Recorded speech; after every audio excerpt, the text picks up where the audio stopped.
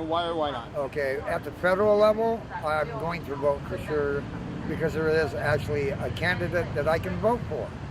And that is Jill Stein. And I believe she's with the Green Party. She seems like a very, very nice woman.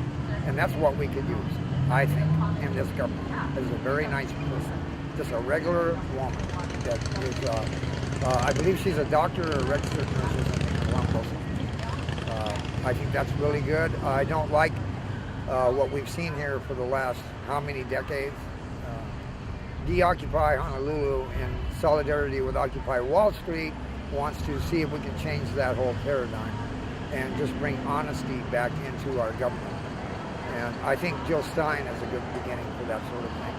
On the local level, for mayor, I haven't really seen a candidate that I can wholeheartedly support, but I lean towards Mr. Cayetano at this point, okay, unless I can find somebody else. There may be somebody else. There's always dark horses in races, and I'm always looking for the dark horse in the race because a lot of times they are actually a really good choice themselves.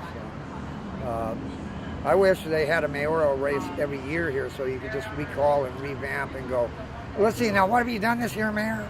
Oh, you did that. Okay, well, you did a lot. Okay, guess what? We're going to re-elect him. Or they're going to say, he's out of there. Let's get somebody else. So, that's the way I feel about the local political scene myself, from what I've seen so far. Okay. Now the mayoral race, I believe, is in August rather than November. So far, all we've been hearing about, at least at my level on the internet, is a one-button issue, which is the rail. And the rail, I'm not pro-rail, I'm not anti-rail, I'm pro-transportation. Now, Honolulu is behind some cities in the way they treat their bicyclists and pedestrians and alternative forms of transportation.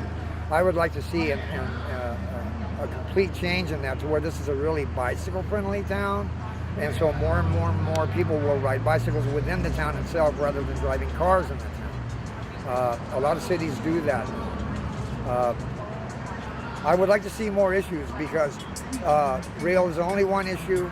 There are many, many other issues facing these islands at this point in time, just like everywhere else. We need a living wage on these islands for people who work here. They need to be able to afford the high rents. Either that or we need rent control to bring those rents under some sort of stable control to where everybody that lives here can afford to have a place to stay without the rent changing by weekly basis, basically. That's just one issue. Working with the houseless as I do, I'm the houseless coordinator for De-Occupy Honolulu.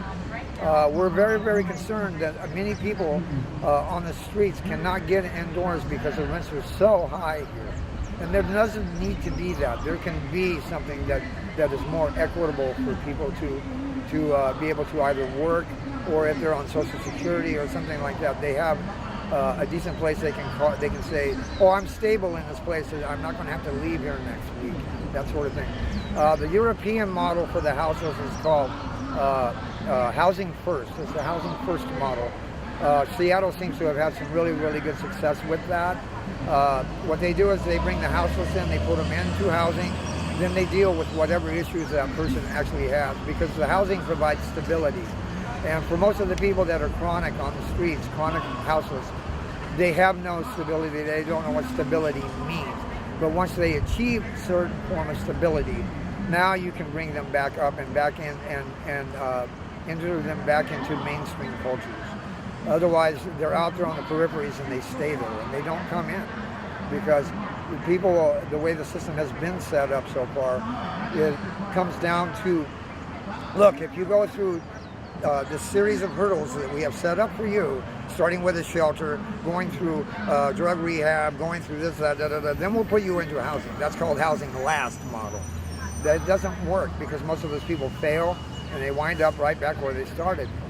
But if they do housing first, they've got them indoors, they have stability.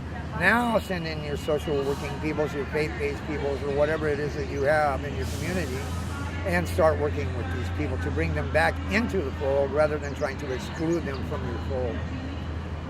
Thank you. You're welcome. Mahalo.